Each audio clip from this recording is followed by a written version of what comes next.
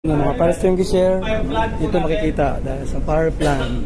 Dito po natin nakikita as per sa as per class tsaka sa specification ng barko natin. Yung mga barko, nag-iba-iba po yung mga dito, yung mga naka-detail po dito.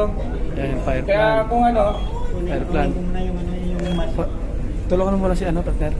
Tulungan mo muna. Yan yung fire plant. Kunin ko lang yung Makikita. ito isa-isa sa bridge, sa upper deck, steering gear room.